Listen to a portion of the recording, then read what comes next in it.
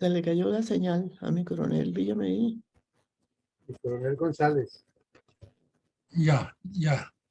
Buenos días a todos los oyentes y los asistentes a la Fundación Excelencia, Liderazgo y Transformación. Hoy, jueves 18 de mayo de 2023, nos reunimos nuevamente en esta jornada académica con el fin de seguir la reconstrucción de la verdadera memoria histórica de lo que ha ocurrido en Colombia con la agresión narcoterrorista del Partido Comunista y sus bandas armadas contra los colombianos. Es la emisión 333 de estos episodios que hemos venido reconstruyendo de manera sistemática y progresiva. Y volvemos nuevamente al departamento de Arauca, donde ya hemos estado varias veces reconstruyendo hechos de sangre que son similares en ocasiones y que parecería que se estuviera hablando del mismo evento, pero no, estamos hablando de otros eventos, ya que son varias las acciones criminales de estos grupos narcoterroristas contra las instituciones y contra la población civil. Para el caso de hoy vamos a ver cuando una compañía móvil, como la llaman ellos, que apoya en las acciones terroristas de las cuadrillas 10 y 45 de las FARC, masacró a 12 soldados en la vereda Tres Cruces del municipio de Arauquita, muy cerca de un corregimiento que es muy famoso también por los hechos de violencia que queda en ese municipio que se llama Panamá de Arauca. Estos hechos sucedieron meses previos a que el señor Juan Manuel Santos iniciara el arrodillamiento ante los bandidos de las FARC en Cuba, y fueron también el preludio para una contundente respuesta militar de las fuerzas militares, no del señor Santos. Él siempre miente con la misma facilidad que respira y dice que él fue el gestor de la reacción. No, eso fue un trabajo que venía haciendo la inteligencia militar con apoyo de la inteligencia satelital de Estados Unidos, y en una semana aproximadamente después de este hecho hubo una respuesta contundente contra las FARC en Arauquita. Pero los bandidos sí asesinaron a 12 soldados y fue muy parecido este evento a otro que estuvimos analizando hace unos meses aquí, que ocurrió 6 meses antes también en el municipio de Arauquita, pero en otra vereda, donde también las FARC asesinaron a 11 soldados de la misma unidad. Entonces nos adentramos en unos esquemas de violencia que, como lo hemos anotado en anteriores programas respecto a Arauca, a Putumayo, a Catatumbo, Urabá, se podrían escribir enciclopedias y seguirían apareciendo datos y datos todavía sin compilar acerca de la barbarie que el Partido Comunista y sus brazos armados han cometido contra los colombianos en diferentes regiones del país, y en este caso concreto el departamento de Arauca. Adelante, mi coronel.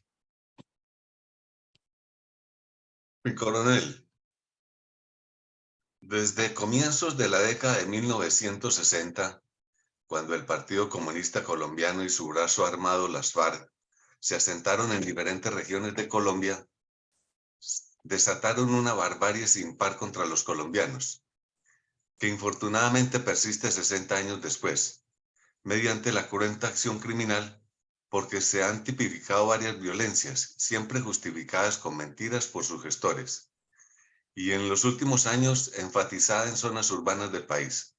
Por eso presentamos el video con que nuestra Fundación Excelencia, Liderazgo y Transformación resalta en su programa institucional la memoria histórica aún no contada del conflicto armado en Colombia, el drama de las víctimas de la agresión narcoterrorista del comunismo armado contra nuestro país, los habitantes del departamento de Arauca, que han sido convertidos en importante región estratégica para el proyecto general de ese partido y las cuadrillas de sus brazos armados, para la supuesta toma del poder mediante la legitimación con cómplices internacionales, incluidos el Foro de Sao Paulo y otros organismos no gubernamentales.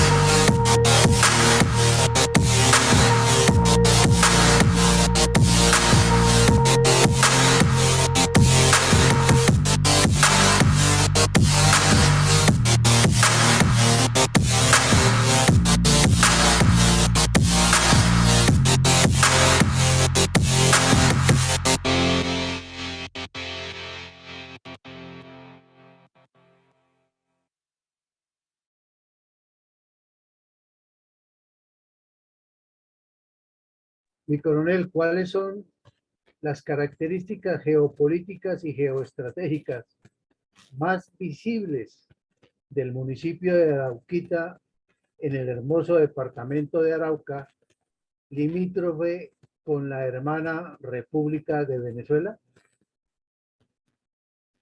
El municipio de Arauquita está ubicado, como lo vemos en el mapa, en la frontera, bien lo dice usted, mi coronel, en el centro norte del departamento de Arauca y al sur de la frontera más occidental de Venezuela con Colombia, el noroccidente exactamente de esa frontera venezolana, pero al sur de ese noroccidente. Es un municipio grande, tiene 3.060 kilómetros cuadrados, es grande, una zona de mucha prospección en el campo agroindustrial y turístico, de altísima importancia para la seguridad nacional, pero completamente olvidada por todos los gobiernos nacionales. La verdad que parece que hasta ahora estuviéramos descubriendo Arauca, porque es un departamento que, en contraste con su riqueza, ha sido muy olvidado y muy abandonado y poco tenido en cuenta en los planes de desarrollo nacional y de integración territorial, que además han brillado por su ausencia. Y este municipio, como decimos, por su ubicación geográfica y ser limítrofe con Venezuela, tener una buena franja sobre el río Arauca que parte a los dos países, tiene todavía más importancia. Pero al mirar las cifras que acopia el Instituto Agustín Codazzi, Instituto Geográfico, en contexto con la presidencia de la República para el año 2015, pues las cifras son aterradoras. Entre 1990 y 2023 hubo 23 acciones terroristas de las FARC y del ELN, pero de gran calado, de gran nivel. No simplemente que pasaron por una vereda o que estuvieron dando una charla o que asesinaron a una persona, porque eso es como parte de la vida diaria ya. Sino acciones grandes de ataques armados, de dinamitar vías, de destruir el oleoducto, de asesinar petroleros, de secuestrar personas, etc. 749.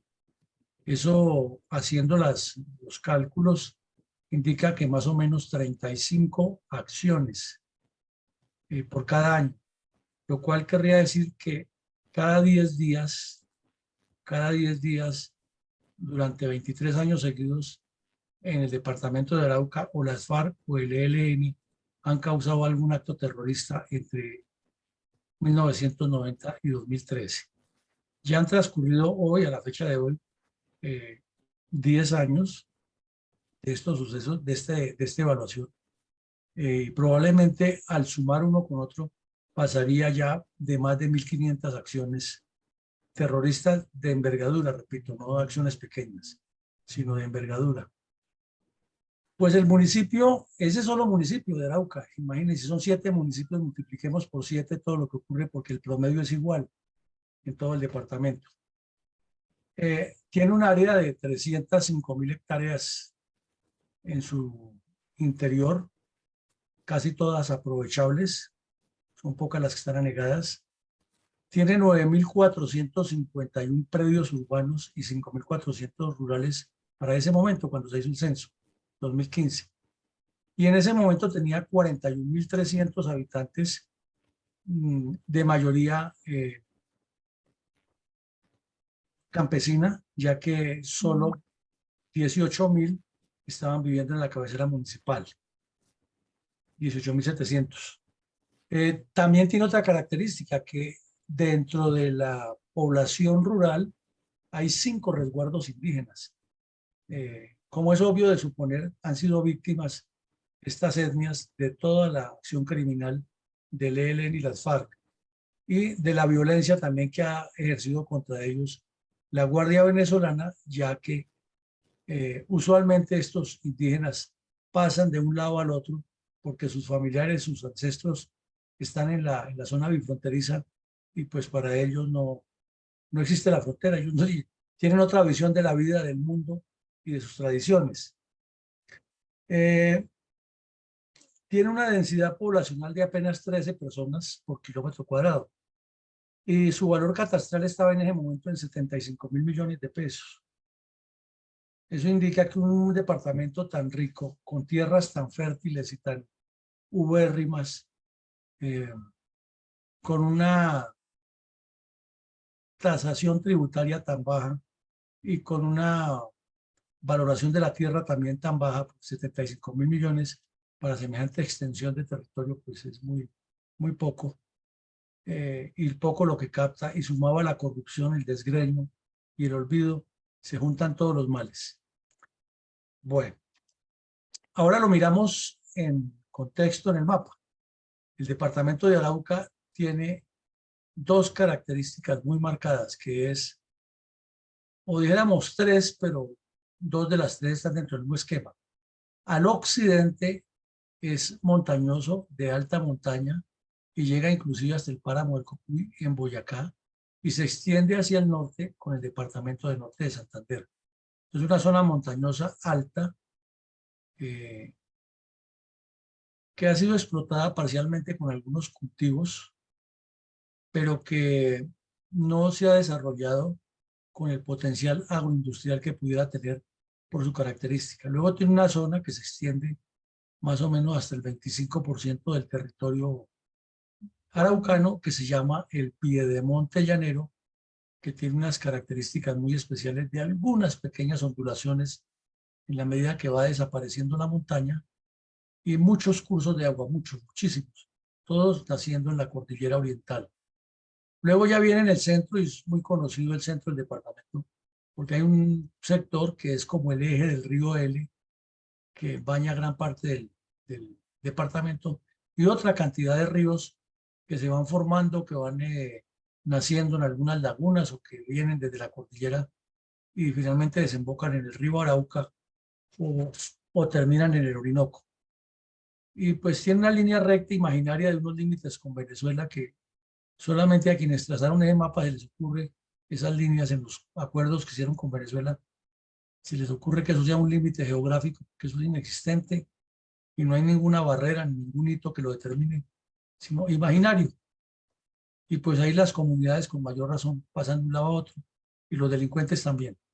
Y el municipio de Arauquita, lo vemos aquí, tiene varios ríos, vemos, y ríos importantes que lo cruzan, o caños.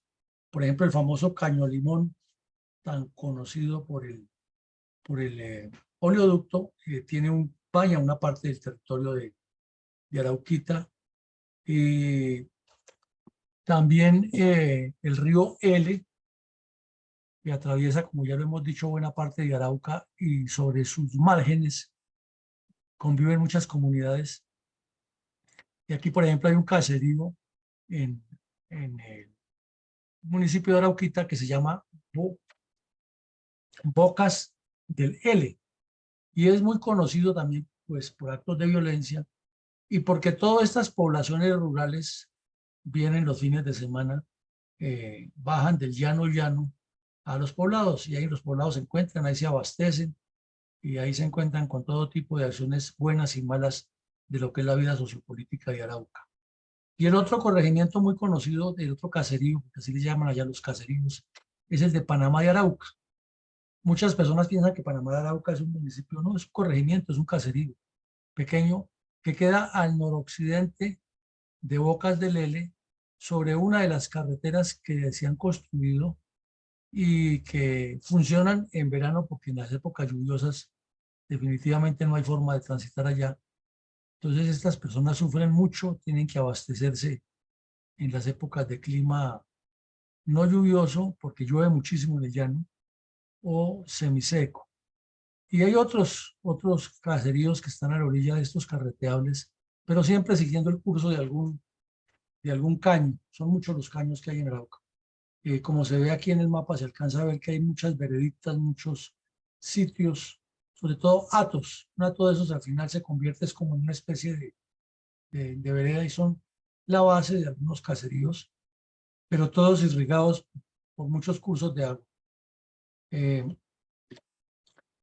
Aquí vemos la ubicación geoestratégica ya fundamental, el departamento limitando con Venezuela, dándole una esquina interesante a nuestro hermoso país, y aquí en el centro norte, como lo decíamos, más cargado al occidente del departamento, todo el municipio de Arauca, que ya lo hemos cuestionado en varios eventos académicos y hoy lo acabamos de cuestionar. Esas líneas rectas que se inventan quienes determinan los límites, cuando eso es pura imaginación, porque ¿cómo va a saber un inspector de policía que hasta aquí termina su jurisdicción y aquí comienza la del otro municipio y viceversa, de este lado lo mismo? Muchas líneas rectas trazadas arbitrariamente sobre el terreno, que inclusive para los propietarios de las fincas, para pagar los impuestos, si es que los pagan, tampoco está definido muy claro eso. Y lo mismo para las regalías, ¿no? Porque si la petrolera está ubicada o encuentra un pozo en este sector, ¿a quién le corresponde? Y vienen las peleas que ya conocemos. Y aquí vemos un mapa de los municipios. Entonces el departamento limita con Venezuela, prácticamente limita con Norte de Santander, si no fuera por esta muela que hace Boyacá, debido al curso que sigue la cordillera oriental y entra a Venezuela. Y se prolonga hasta las famosas montañas de Caracas. También tenemos que son 7 municipios, Saravena, Fortul y Tame, que tienen un buen tramo sobre la cordillera, Arauquita, que tiene una parte sobre lo que llaman el Piedemonte y luego ya el llano, Puerto Rondón, que es llano, Arauca y Cravo Norte, que son llano. Zona petrolera, zona rica, pero abandonada, olvidada y manipulada por los bandidos desde hace muchos años. Y aquí vemos algunas fotos de lo que es Arauquita y lo que significa para nosotros el olvido de nuestro gobierno. Una especie de malecón todavía en un entamborado, como llaman los campesinos, sobre tablas, y al frente se alcanza a ver la frontera venezolana, que tampoco es que esté muy desarrollada, a pesar de que al otro lado también hubo un gran auge de la industria petrolera. Decían los que sabían que por estar nosotros en guerra, acá no explotábamos el petróleo que hay a este lado, y como son unas bolsas grandes que hay debajo de la tierra, entonces lo estaban succionando todos en Venezuela. Ahora con la tragedia del castrochavismo y el madurismo en Venezuela, ni a un lado ni al otro, los bandidos de ambos lados y de ambas pelambres no dejan desarrollar los dos países.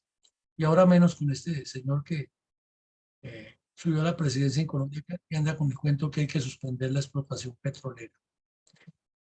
Este es un municipio cacabotero. Hace unos días veíamos que hay un municipio del Meta, El Dorado, donde ha crecido la industria cacaotera, y lo mismo en el Huila.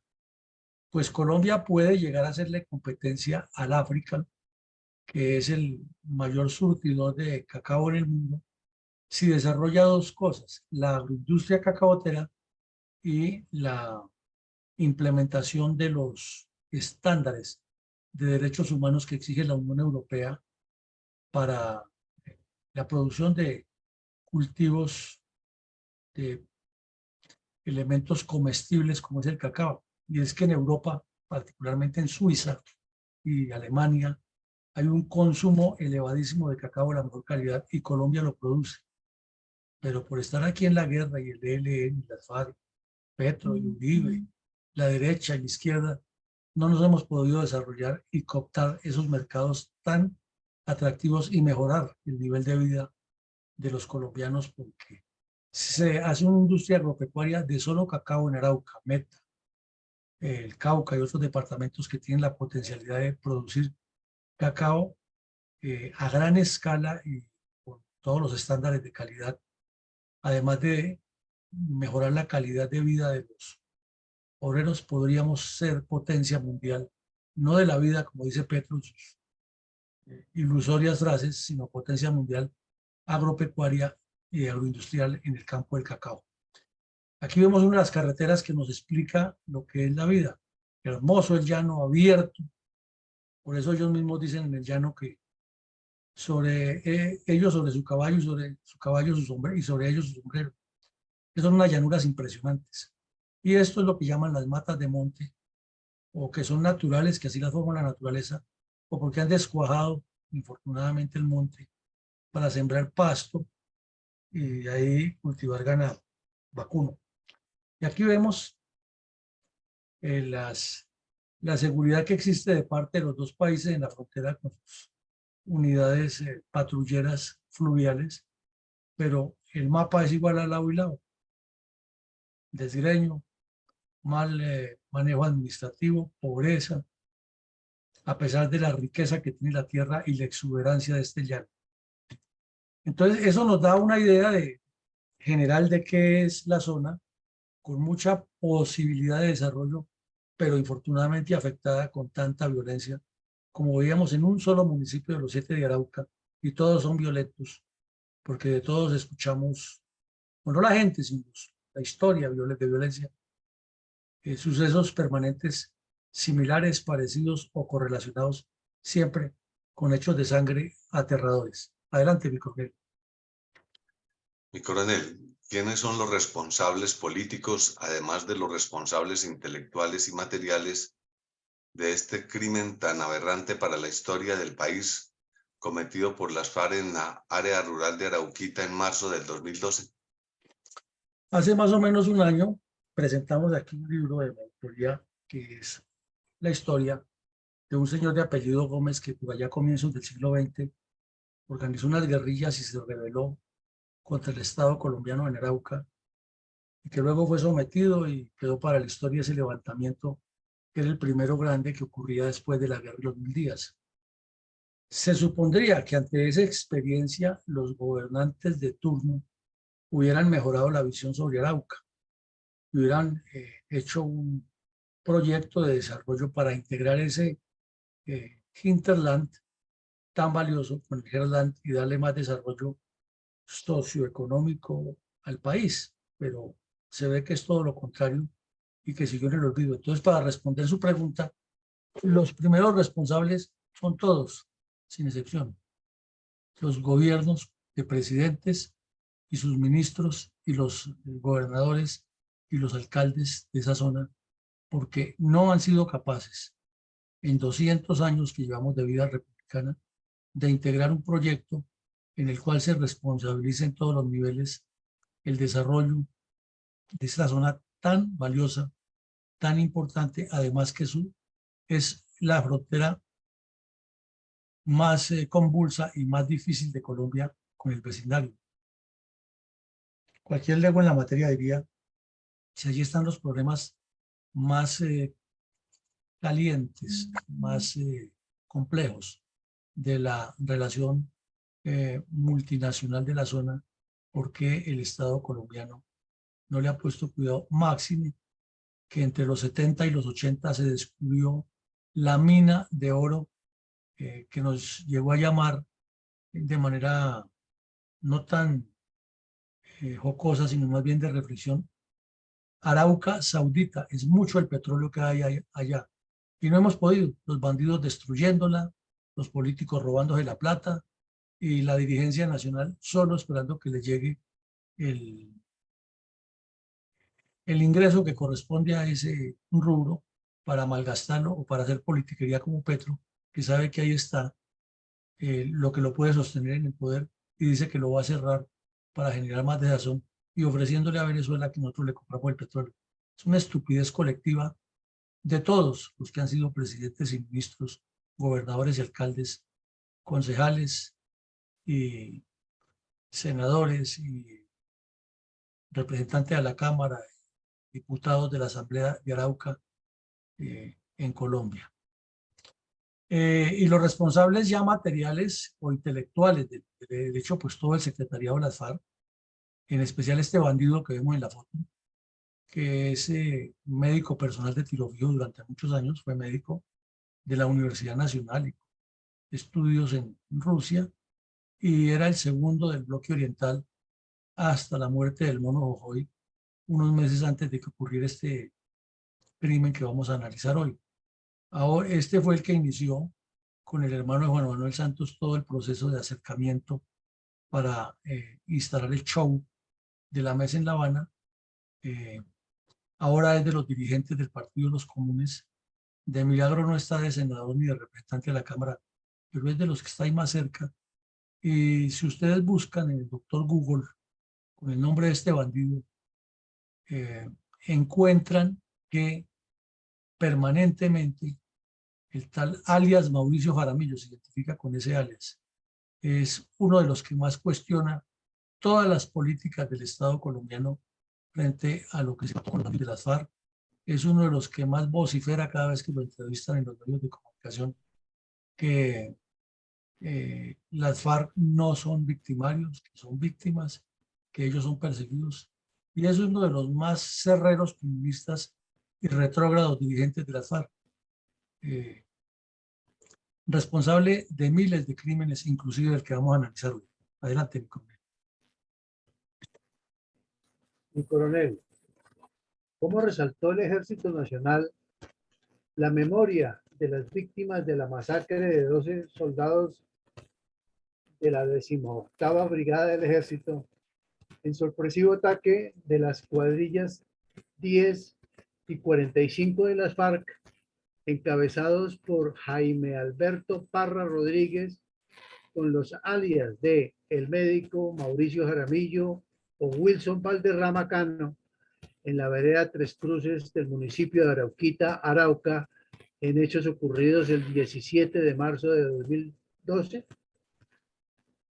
Pues después de la firma del Pacto FARC-Santos, dentro de las fuerzas militares y en especial del ejército, se comenzó a hacer una rememoración anual de estos hechos en memoria de las víctimas en diferentes partes del país.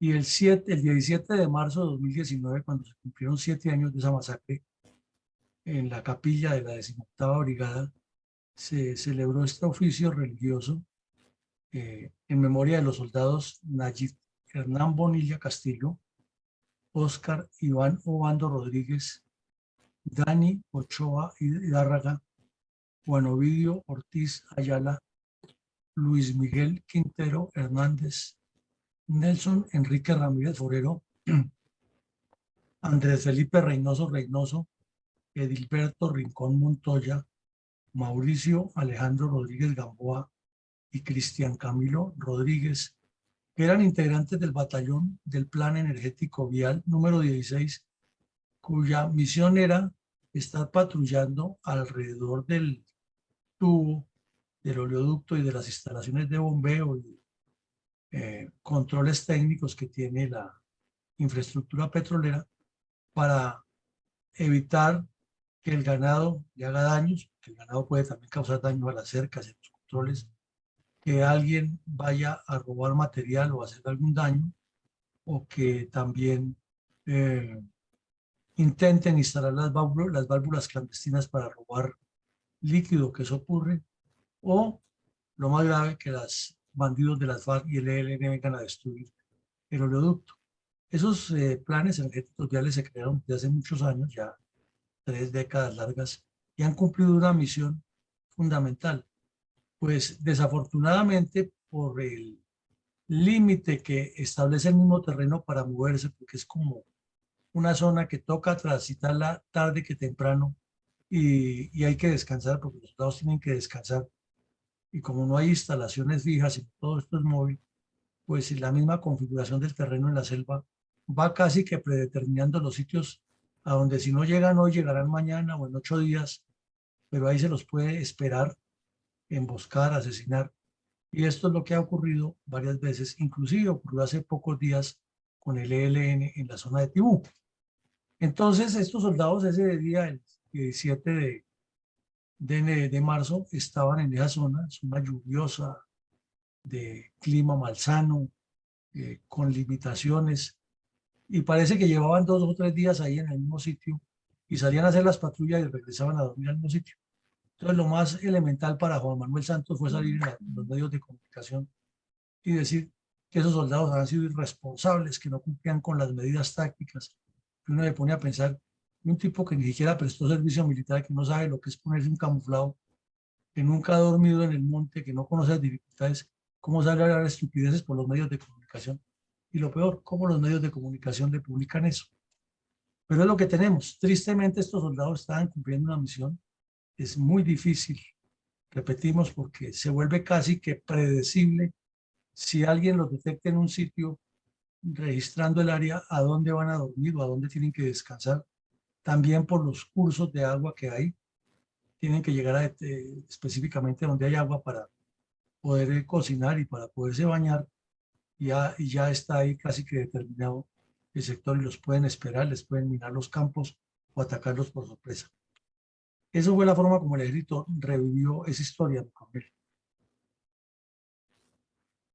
Mi coronel, ¿cuáles son los antecedentes tácticos y estratégicos de la masacre de 12 soldados de la 18ª Brigada del Ejército por parte de las FARC encabezadas por Jaime Alberto Parra, alias El Médico, en la vereda Tres Cruces del municipio de Arauquita en el 2012? Pues resulta, mi coronel, que unos meses antes, en la misma zona, el mismo grupo terrorista y el mismo batallón había sido blanco de un asesinato de 10 soldados en unas circunstancias casi similares.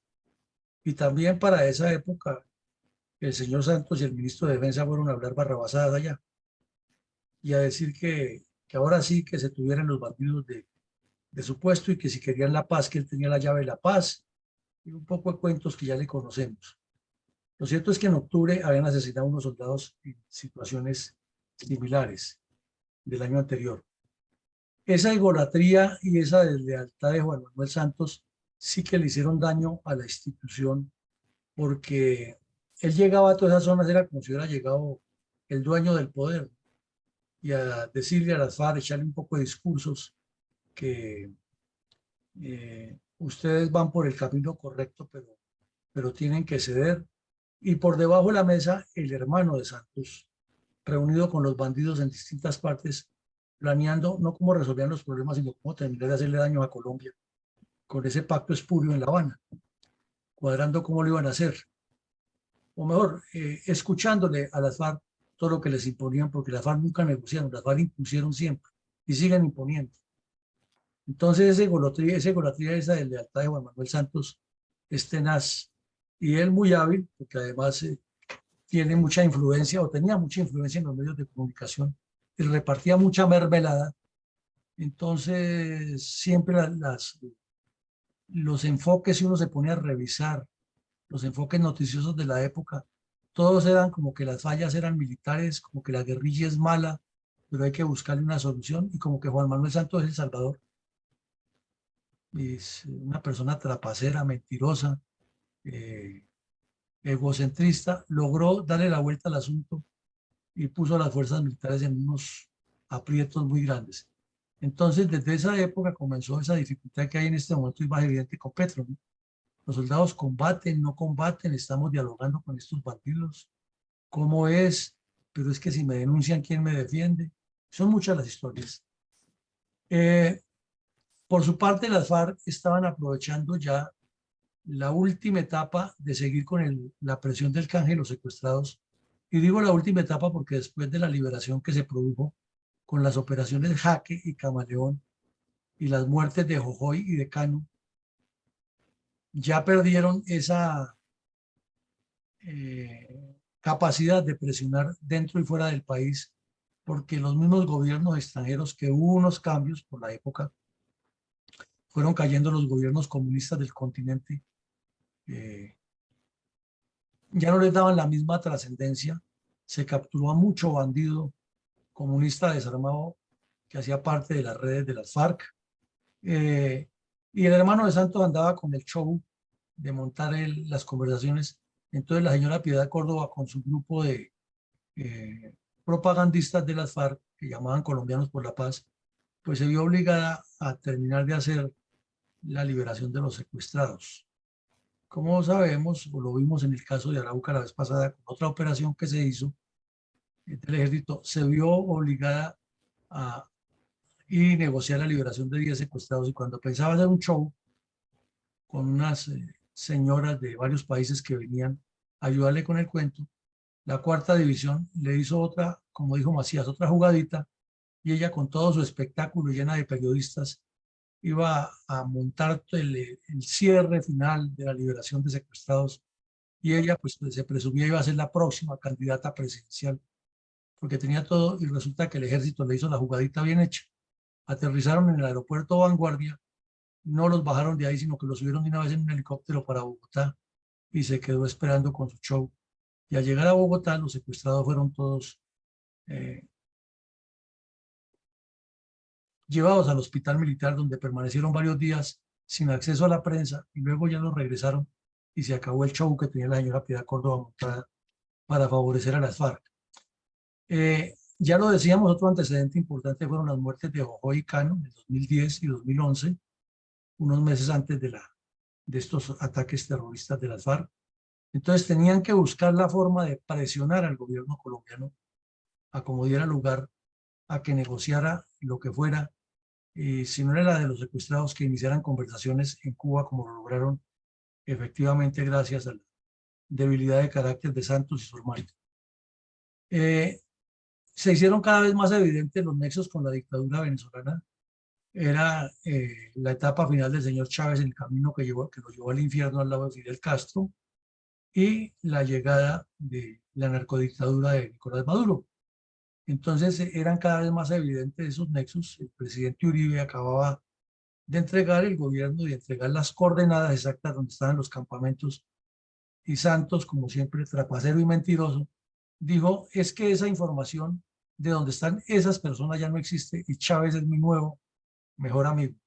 Y su nuevo mejor amigo le permitía esto y lo que el general Zapatero narra en su libro, El asalto a Majayura, que venían desde Venezuela y atacaban a las tropas colombianas o la población civil colombiana y luego se pasaban al otro lado de la frontera protegidos por la Guardia Venezolana.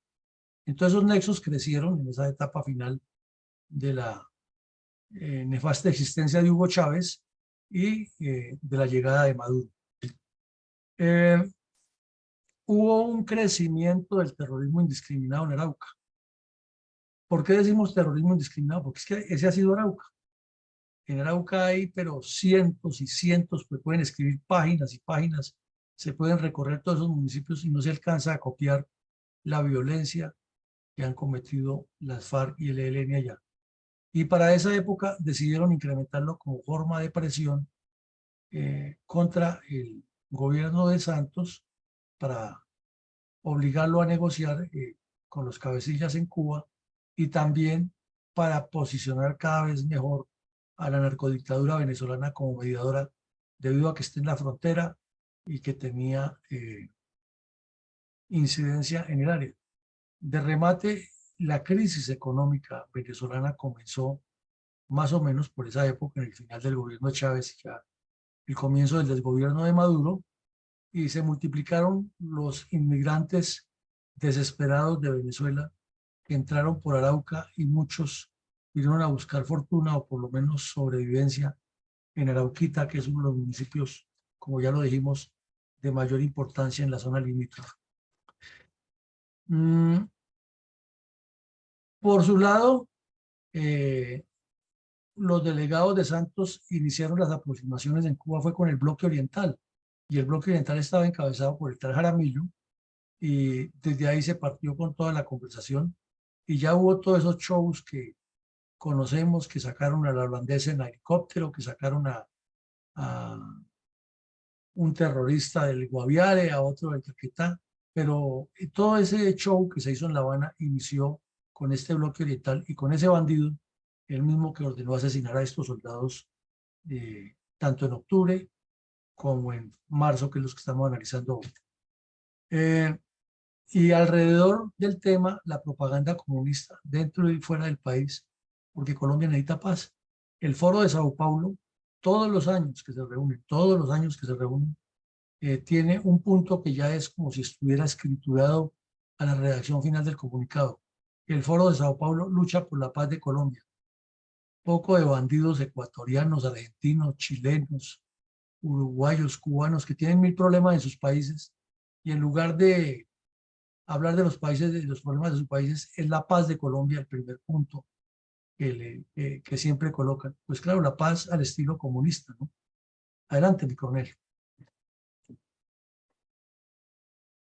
Mi coronel,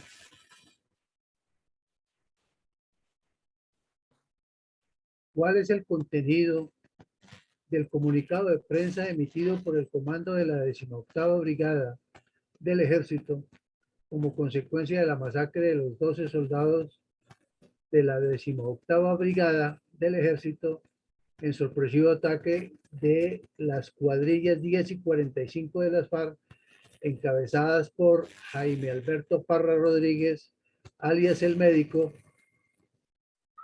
en la vereda Tres Cruces del municipio de Arauquita, Arauca, en hechos ocurridos el 17 de marzo de 2012? Pues en ese momento, como el comandante de la 18ª Brigada publicó un comunicado muy puntual que responde a las famosas preguntas del qué, quién, cuándo, dónde y cómo.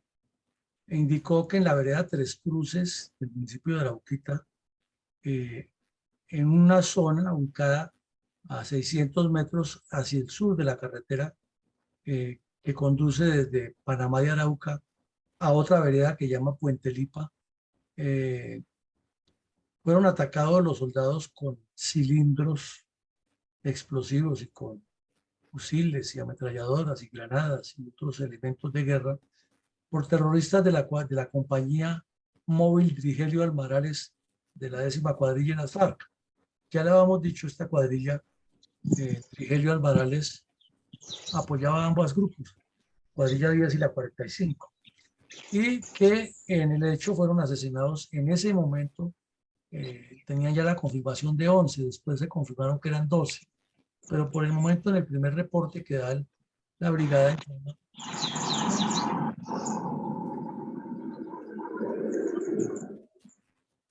que fueron 11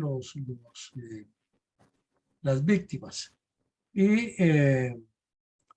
relata la fecha y la hora exacta de estos hechos que enlutaron al Ejército Nacional y al país, porque era increíble que mientras el señor Santos hablaba de que estaba avanzando con la paz en Colombia, los bandidos asesinaran a los soldados de esa manera tan miserable. Y como ya lo dijimos al principio del conversatorio, la respuesta del señor Santos fue ir a dar un discurso 20 juliero barato a Arauca y a criticar a los soldados que estaban cumpliendo una misión para protegerlo a él y a todos los de su especie y tenerlos en los inmerecidos cargos.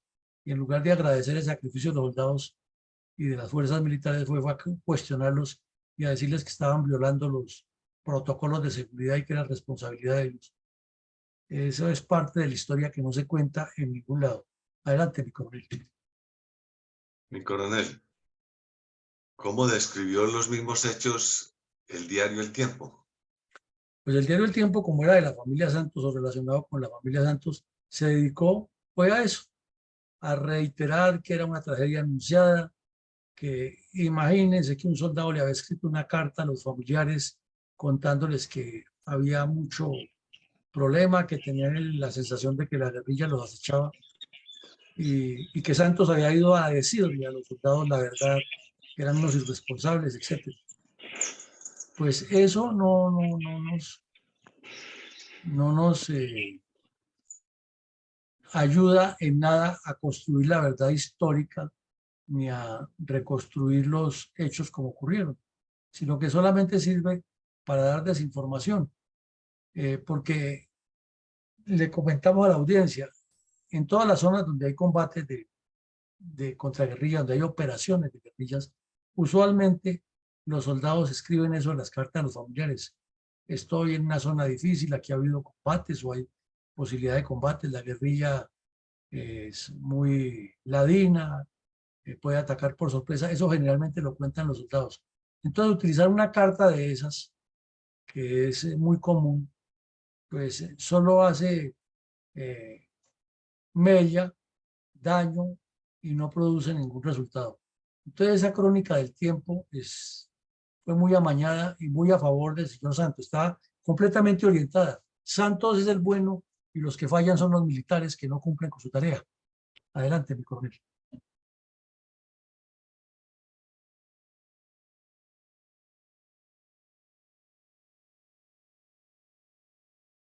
Coronel Alarcón.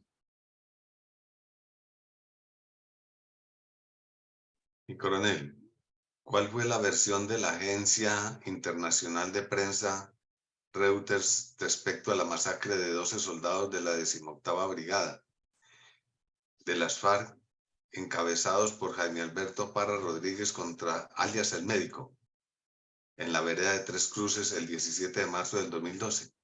Bueno, la agencia Reuters hizo un comunicado un poco más serio respecto a lo ocurrido allí.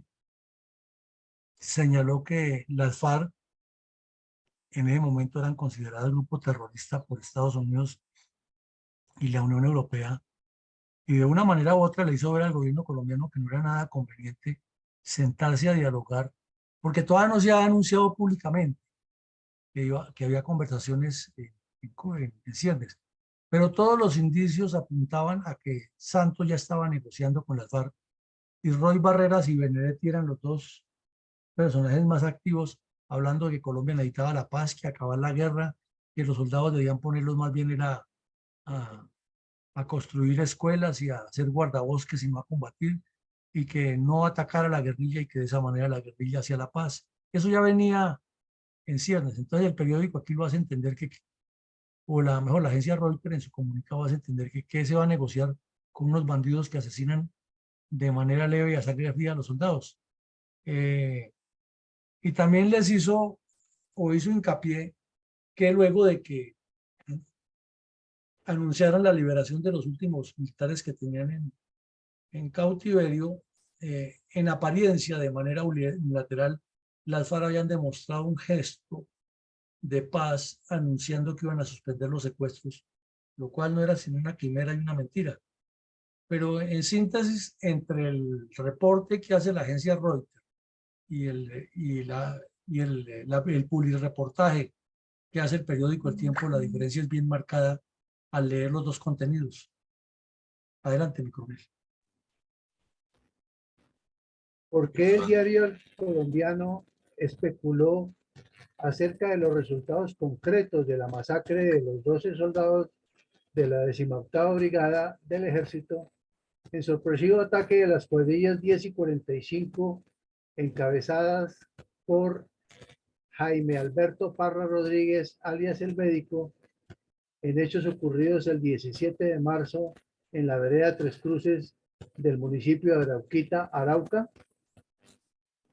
Porque como la información no era exacta, entonces los corresponsales que estaban en la zona publicaban lo que se decía de oídas, ya que fue un golpe demoledor, que hubo soldados que tuvieron que separarse de la unidad, y hasta que no se confirmó todo, entonces las cifras no eran exactas, pero el hecho se había ocurrido. Es más, inclusive se dijo por parte del periódico El Colombiano que al parecer los hechos habían sucedido era entre Tame y Fortul. Esto indica que todavía no se ha producido el primer comunicado oficial que vimos al principio del comandante de la 18ª Brigada. Algunos dirán, o habrá quien dice, pero ¿cómo el ejército no pasa la información completa? Pero es que les contestaríamos, vaya, métase a un área de esas y que le ocurra un suceso de esos, a ver si es tan fácil decir la información cuando la patrulla pierde la comunicación, cuando hay desazón, cuando llegar al mismo sitio donde han ocurrido los hechos implica entrar en combates con las estructuras que han dejado de seguridad. Y hasta que no se establece con el ADN, con los mismos compañeros de los soldados que murieron, qué fue lo que realmente pasó, pues no es tan sencillo, máxime que los atacan con explosivos, que hay cadáveres que quedan destrozados, hay cadáveres que hasta desaparecen. Entonces, por eso es que ocurren estas cosas, pero el que no sabe es como el que no ve y habla más de la cuenta por hablar. Adelante, mi coronel. Y coronel, ¿cuál fue el resultado de la contundente respuesta militar a la masacre de los 12 soldados de la 18ª Brigada por parte del Médico el 17 de marzo del 2012? Pues mi coronel, usted lo ha dicho muy claro, la contundente respuesta militar, fue una respuesta militar, ahí no hubo ni el señor Santos, ni el señor Pinzón, ni nada de eso. Simplemente el trabajo de inteligencia terrestre con unos capturados que hubo después de la masacre de estos soldados, porque el ejército reaccionó con contundencia. Capturó a unos bandidos de esos y establecieron una información de la ubicación de un campamento. Estados Unidos hizo el reconocimiento satelital con sus equipos técnicos sobre donde decían los bandidos y determinó las coordenadas exactas.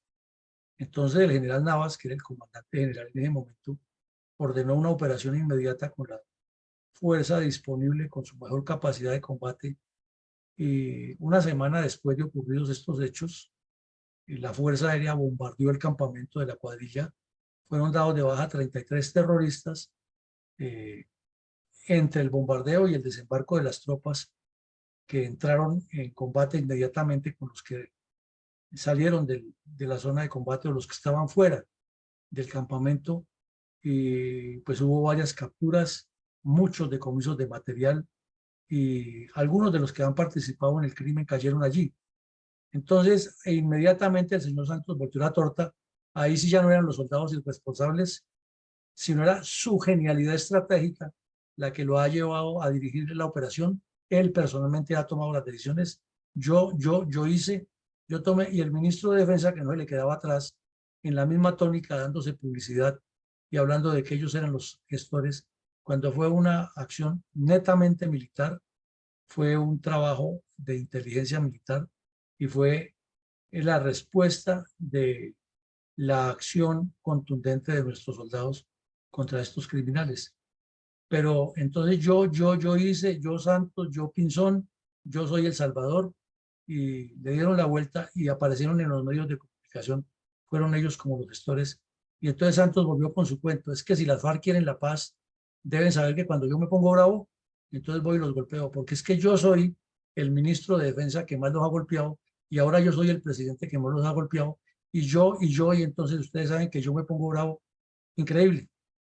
Pero la respuesta fue, como usted lo dice, militar, y todo el mérito lo merecen nuestros pilotos de la Fuerza Aérea y nuestros soldados de contraguerrillas, que llegaron hasta la guarida de los bandidos y sacaron los reductos que allí quedaban y les decomisaron todo el material y recogieron los 33 cadáveres, como se ve en la foto, a unos soldados sacando los cadáveres en unas bolsas para llevarlos a que Medicina Legal les haga la respectiva identificación.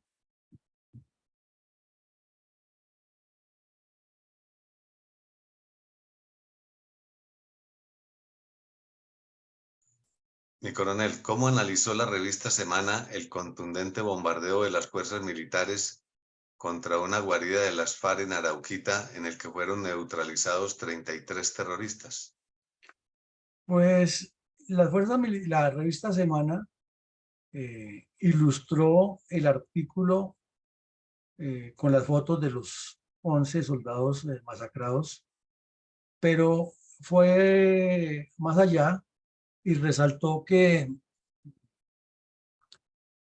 como producto de estos hechos había habido una reacción militar contundente contra las FARC, que se han dado de baja 33 terroristas, y tomó las declaraciones de varias personas de alguna incidencia en el gobierno nacional, y resaltó que en ese momento las FARC habían sufrido un golpe muy fuerte porque les había opacado el show que pretendían hacer con la señora Córdoba en la liberación de otros militares y policías que todavía estaban secuestrados por las FARC.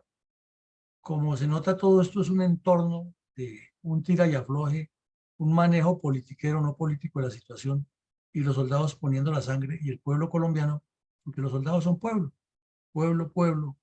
y el pueblo poniendo la sangre, y los comunistas reclutando campesinos para volverlos terroristas, y los politiqueros dándose lujos, dándose pantalla con el drama del pueblo colombiano. Entonces, el señor Santos volvió a repetir ahí lo mencionan en la revista Semana, que es que yo tengo en una mano la paz y en la otra mano tengo el poder militar para someterlos, o sea, yo.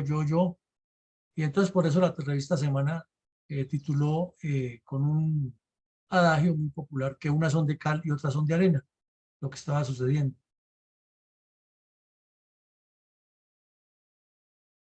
Mi coronel, ¿cómo resalta nuestra fundación el drama de los niños víctimas del narcoterrorismo comunista de las FARC en sucesos tan atroces como el de la masacre de los 12 soldados de la 18ª Brigada, por parte de las cuadrillas de las FARC encabezadas por Jaime Alberto Parra Rodríguez, alias El Médico, en hechos ocurridos el 17 de marzo del 2012?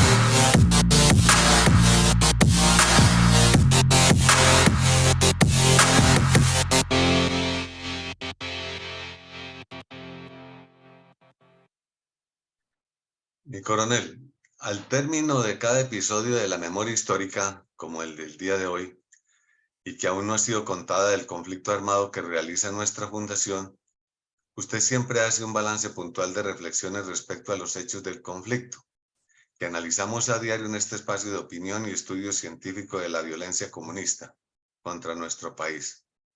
¿Cuáles son las reflexiones estratégicas acerca de la masacre de los 12 soldados en el sorpresivo ataque de las FARC, presidida o guiada por El Médico en la vereda de las Tres Cruces el 17 de marzo del 2012? Bueno, mi coronel, entonces como usted ve ahí, o hemos visto en el ejercicio de hoy, hay un montón de reflexiones y se podrían hacer muchísimas más. Pero tratemos de puntualizar algunas. Ya estos hechos llevan 12 años de ocurridos, 11 años de ocurridos, y para los jóvenes, en ese momento tenían 6, 7 años de edad, no lo recuerdan. Y los adultos que lo vieron, pues difícilmente lo recuerdan por el trasegar del día a día. Y entonces los bandidos de la FARC ahora son los moralistas.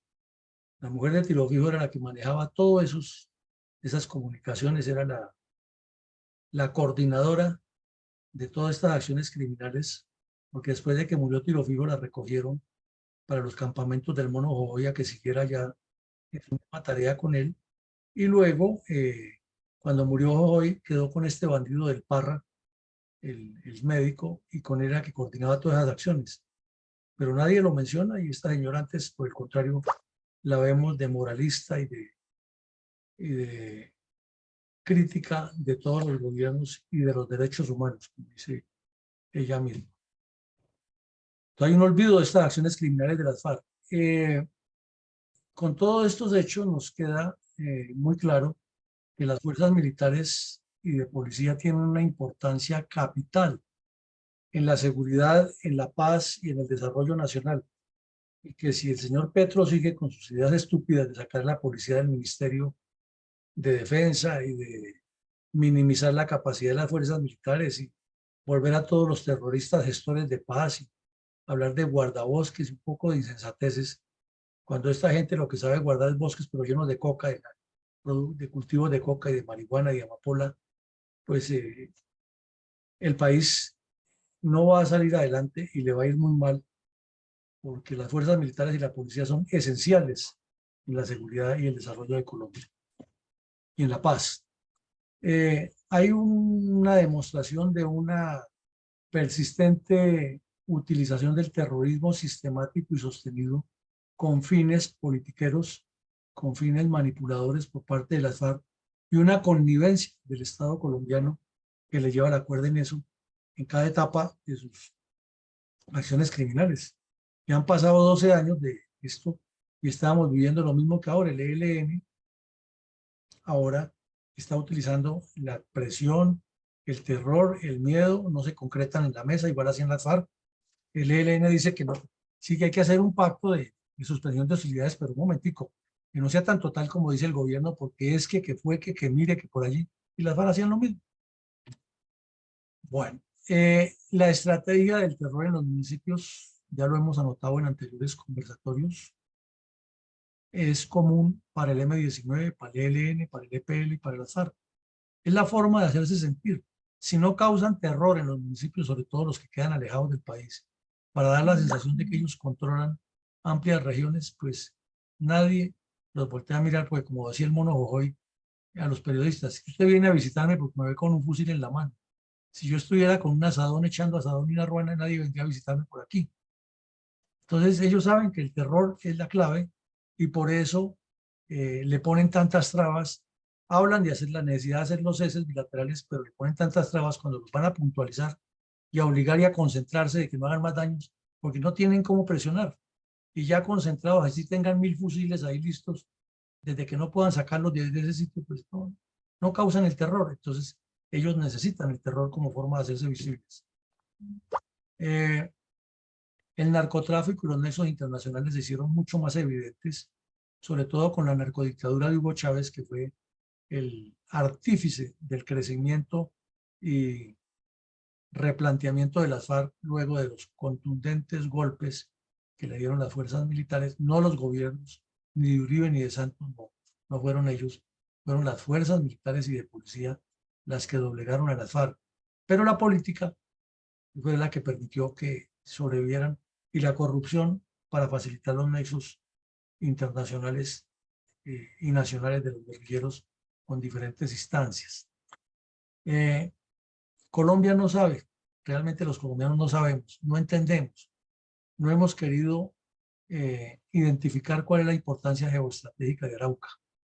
Es un departamento que dentro del contexto colombiano tiene una importancia capital única, porque es la articulación del nororiente de Sudamérica con el occidente, es el punto de cruce ideal. Y para el desarrollo colombiano está ubicado en la frontera más convulsa, más difícil y con mayor prospección geoestratégica, geoeconómica y de desarrollo nacional. Pero la dirigencia ha mirado para otro lado y lo único que les ha interesado es el dinero que se puede sustraer o recibir de allá de Arauca por las regalías, igual que pasaba con Panamá en el siglo XIX cuando se construyó el canal seco, sí, el ferrocarril, que a los dirigentes políticos en Bogotá no les interesaba el concepto estratégico del desarrollo de Colombia en Panamá, sino lo que les interesaba era que el ferrocarril mensualmente redituara y consignara las utilidades para aquí en Bogotá distribuirlas en corrupción, en amiguismos y en otros planes. Igual pasa con Arauca. El recurso, el dinero que se recibe de allá, ni es para integrar a Arauca al desarrollo nacional, ni articular las venas completas de las arterias de este país, sino para que los politiqueros corruptos puedan nombrar embajadores, amiguis, hacer estudios costosísimos, etcétera, etcétera. Pero como dice el señor Vinascoche, de aquello, nada. La estratagema de paz y diálogo le ha sido muy productiva a todos los grupos terroristas mientras puedan hacer terrorismo. Cuando quedan atados, que ya las manos se les amarran prácticamente porque no pueden hacer terrorismo, les toca rendirse como el M-19 y el EPL. Entonces, si esa es la realidad, uno se pregunta por qué no hay una acción más concreta de parte de los presidentes.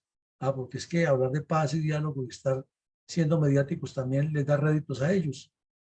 Entonces es mejor decir que yo ataco, pero no ataco, y utilizar esa palabrería del señor Santos a costa de la sangre de soldados y de policías y de campesinos, todos los días víctimas de minas, de atentados y asesinatos por parte del terrorismo comunista.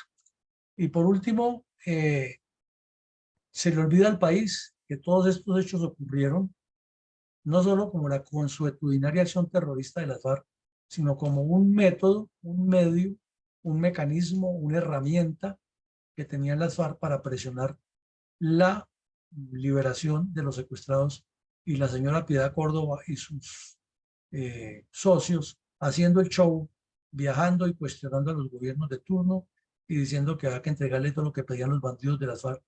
Y entonces se volvía como un corcho en un remolino, y mientras tanto los secuestrados padeciendo todos los horrores y las torturas de no tener la libertad en medio de una selva, amarrados como animales con cadenas y humillados por los secuestradores, mientras la señora se daba viajes por todo el mundo hablando de que ella era la gestora de la paz, y los bandidos de las FARC exigían que si no era con ella no había liberación.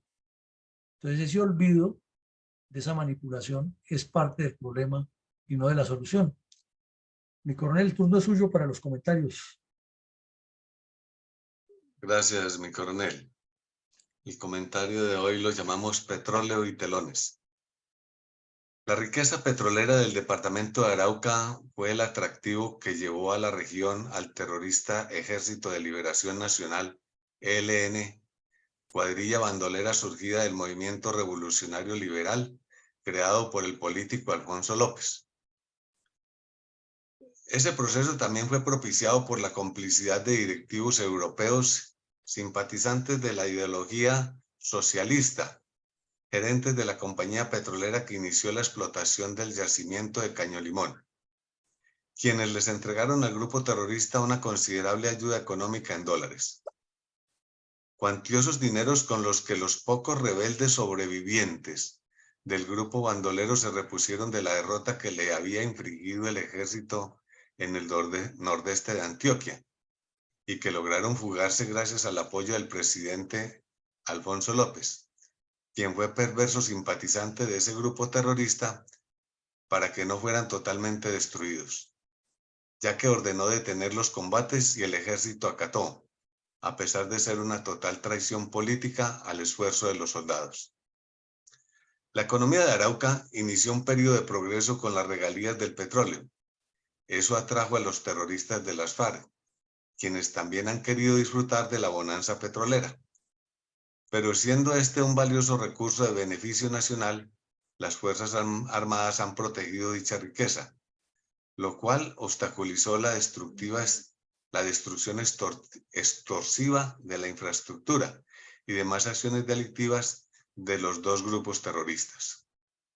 Esa fue la razón por la cual las FARC han cometido muchos ataques contra la fuerza pública, dentro de los cuales se cuenta la masacre de los 12 soldados, crimen analizado en la edición 333 del programa La Memoria Histórica de la Fundación Excelencia, Liderazgo y Transformación.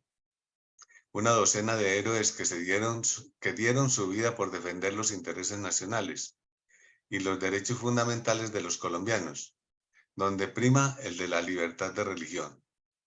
Esa realidad histórica que define a los verdaderos culpables del asesinato de tantos soldados y policías es la que premeditadamente omitió el sacerdote Francisco de Rux en su investigación sobre la verdad, motivado también por sus simpatías políticas e ideológicas con el grupo insurgente del ELN, ya que desde hace bastantes años ha habido prelados jesuitas que han apoyado el trasegar criminal del llamado Ejército de Liberación Nacional, respaldado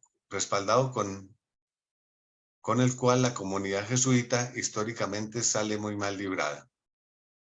Y no solo por respaldar ideológicamente al grupo criminal, también adoctrinando a los bandoleros en las maléficas intenciones de la llamada teología de la liberación. Y no solo eso, incluso tomando las armas e incorporándose a las filas, traicionando los principios de la convivencia humana y cristiana que rigen y son fundamentos de la religión católica. Palabras pendientes de confesión en este momento, ya que estamos en tiempos de contar toda la verdad por parte de todos los actores, tal como esta semana lo acaba de hacer el cabecilla de los paramilitares en Colombia, por medio de la Red Mundial del Internet, para contribuir a la paz de toda la humanidad, pero quedando pendiente la de los autores intelectuales, de los grupos terroristas residuales, caducos y sin nada de vigencia dentro del mundo civilizado, pero aún muy peligrosos, como el Ejército de Liberación Nacional, que no solo integrados por sus miembros más visibles como son sus cabecillas y quienes portan las armas de fuego, también es de manera oculta y solapada los que respaldan y apoyan desde las sombras, actuando de terroristas intelectuales, no uniformados, o hasta revestidos de otros prestigios sociales como el de la religión, o las academias universitarias, o el medio cultural, pero tan o hasta más destructores como quienes operan los fusiles. A los sorprendentes y sinceras declaraciones del paramilitar le hace mucha falta que se le agreguen la de muchos que buscan todavía quedar ocultos entre telones, a pesar de que todos los conocen, porque la impunidad de negras capas pluviales de magistrados o las de las sotanas no pueden destruir la verdad histórica grabada en la conciencia colectiva de toda la nación, la que sufrió el terror de la violencia y es la verdadera víctima. Solo la verdad os hará libres. Muchas gracias, mi coronel. Bueno, mi coronel, muchísimas gracias a usted. Y todo lo que usted dice refrenda lo que hemos analizado hoy. Hay unas responsabilidades de la dirigencia política muy grandes y una ausencia de la construcción de la historia, como ha ocurrido, lo cual nos induce a que la violencia no solo sea repetitiva, sino que sea ignorada en su profundidad.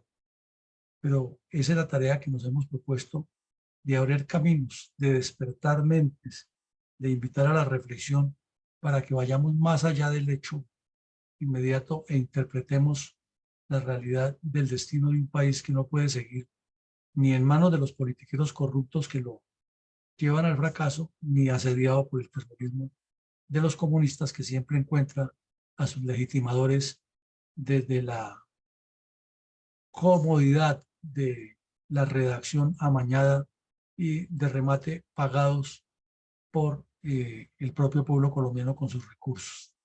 Mi coronel Saldaña, si usted tiene algo que aportar hoy, bienvenido. Buenos días, mi coronel. Buenos días, mi coronel Iván González y mi coronel Alarcón. Buenos días. Pues bueno, mi coronel, antes de deducir de la conferencia que ustedes acaban de presentarnos al pueblo colombiano, tengo que decir que gloria a nuestras fuerzas militares y gloria a nuestra Policía Nacional, que han dado su vida para salvar a Colombia. Deduzco de todo lo que nos está ocurriendo que volvemos a estar secuestrados dentro del Estado. Somos prisioneros de lo que heredamos y cultivamos. Coca, violencia, terrorismo. Son apenas los eczemas que afloran de una larga historia oculta que se ha gestado detrás del escenario de la corrupta política, en donde estados, digamos gobiernos y actores violentos pactan los acuerdos a escondidas antes de sacarlos a la luz pública. Y al final ni gobiernos ni narcoterroristas que han sido arropados por un estatus político aceptan responsabilidades. Más al final el pueblo es quien paga todos estos errores. El monstruo del terrorismo, que no se ha atacado como debe ser, nos está devorando como consecuencia lógica. Pero para disimular todos estos errores y irresponsabilidades, los gobiernos han sido especialistas y los terroristas en echarle la culpa al tío Sam o a España o a otros países, De seguir así, estamos muy lejos de alcanzar la anhelada paz y el progreso que debemos tener por tantas riquezas naturales. Muchas gracias, mi coronel. Mi coronel, tengo el comentario de mi coronel Alarcón. Ah, bueno, mi coronel, muchas gracias. Adelante. Dice mi coronel Alarcón: en guerra se invoca a Dios y al soldado. En la paz, prácticamente los dos son olvidados. Esta máxima la traigo a colación por los hechos viejos y recientes que tenemos que vivir quienes entregamos alma, vida, corazón y sombrero al servicio de nuestros semejantes y en defensa y protección de humildes campesinos y comunidades, que son el verdadero pueblo. De las acciones narcoterroristas de los bandidos y de las bandas criminales y de los grupos subversivos orientados por más de 60 años por el Partido Comunista.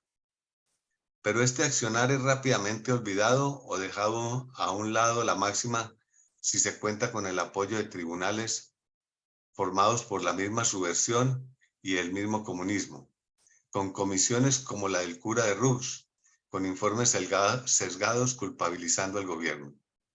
En noticias llegadas a través de Infobae se da cuenta del maltrato dado a la reserva en una movilización desarrollada por ellos en Venezuela, al ser detenidos y buscar su dispersión, amenazándolos con el uso de caninos por sus propios compañeros del ejército venezolano. Dios santo, eso no se hace y por eso reiteramos el mensaje de consultar, ver y difundir los hasta hoy 333 programas de la verdadera memoria histórica del conflicto armado en nuestra tierrita colombiana. Hagámoslo en familia o invitemos a la juventud desconocedora de la verdad. La misma verdad que nosotros, los de la reserva, sí la tenemos muy clara. Muchas gracias, mi coronel Eugenio Alarcón. Bueno, me quedo muchas gracias. Entonces, respecto a lo que dice mi coronel Saldaña, sí que es cierto, esos pactos en la sombra, esos acuerdos espurios a espaldas del pueblo colombiano, dizque en nombre de la paz de Colombia, son los que nos han llevado como estamos. ¿Cuántos pactos hicieron con Pablo Escobar y cuánto daño hizo este bandido? ¿Cuántos pactos hicieron con Tiro Fijo diferentes gobiernos y el país llegó donde estamos? ¿Cuántos pactos se han hecho con el ELN y ahí estamos donde estamos? Entonces, tiene toda la razón mi coronel, esos pactos oscuros, secretos, a espaldas de los colombianos, dizque para favorecer a los colombianos, no son sino más del problema y menos de la solución. Y respecto a lo que dice mi coronel Alarcón, pues es muy práctico y muy concreto. La frontera afectada por hechos criminales de larga data, con acciones que no han sido decantadas, ni tabuladas, ni sistematizadas, ni presentadas, como son el pueblo ignorante de esa realidad y de todo lo que sea la realidad política, presa de los oportunistas y los difusores de la propaganda engañosa, y en cada elección se repite y se repite el mismo esquema, los mismos resultados y no evolucionamos. Un país con una potencialidad agroindustrial olvidada, una potencialidad turística olvidada, una gran capacidad de nuestros compatriotas para trabajar en las cuestiones de desarrollo nacional, de aporte a la tecnología, a la ciencia, pero no hay quien impulse eso porque estamos hablando de paz, estamos hablando de paz total con funcionarios al estilo de la ministra de Minas que no funciona, etcétera, etcétera. Bueno, llegamos al final. Muchísimas gracias a todos. Los invitamos para que a las 6 de la tarde hoy nos acompañen con la videoconferencia del mayor abogado Pedro Mercado desde Argentina acerca de historia y el análisis de lo que ha ocurrido con las fuerzas militares argentinas con ocasión del ascenso de los gobiernos de izquierda después de los acuerdos que hubo con ocasión del término del gobierno del régimen militar en ese país. Un abrazo para todos y que Dios nos siga bendiciendo.